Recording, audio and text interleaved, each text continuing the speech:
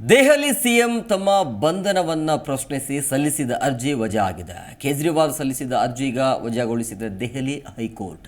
ಕಾನೂನು ಬಾಹಿರವಾಗಿ ಬಂಧಿಸಲಾಗಿದೆ ಅಂತ ಅರ್ಜಿಯಲ್ಲಿ ಉಲ್ಲೇಖ ಮಾಡಲಾಗಿತ್ತು. ಈಗ ಕೋರ್ಟ್ ತೀರ್ಪು ವಿರುದ್ಧ ಸುಪ್ರೀಂ ಮೊರೆ ಸಿಎಂ ಅವರು ಹೋಗುವಂಥ ಸಾಧ್ಯತೆ ಇದೆ. ಮದ್ಯ ನೀತಿ ಪ್ರಕರಣದಲ್ಲಿ ಅರೆಸ್ಟ್ ಆಗಿದ್ರು ಅರವಿಂದ್ ಕೇಜ್ರಿವಾಲ್.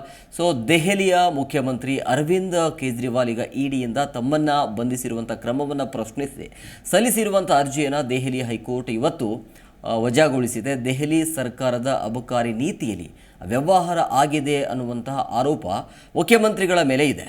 ಸೊ ಈ ಹಿನ್ನೆಲೆಯಲ್ಲಿ ಜಾರಿ ನಿರ್ದೇಶನಾಲಯವು ಅರವಿಂದ್ ಕೇಜ್ರಿವಾಲ್ ಅವರನ್ನು ಬಂಧಿಸಿದೆ. ಸೊ ಈ ಪ್ರಕರಣದಲ್ಲಿ ಯಾವುದೇ ಹುರುಳಿಲ್ಲ.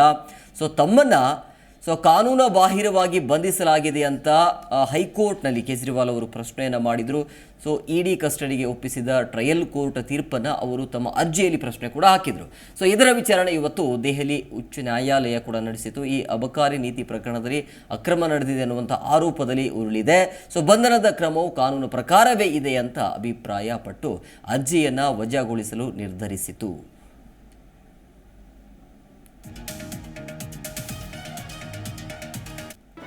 ಜಿ ಕನ್ನಡ ನ್ಯೂಸ್ ಈಗ ನಿಮ್ಮ ಮನೆಯಲ್ಲೇ ನೋಡಿ.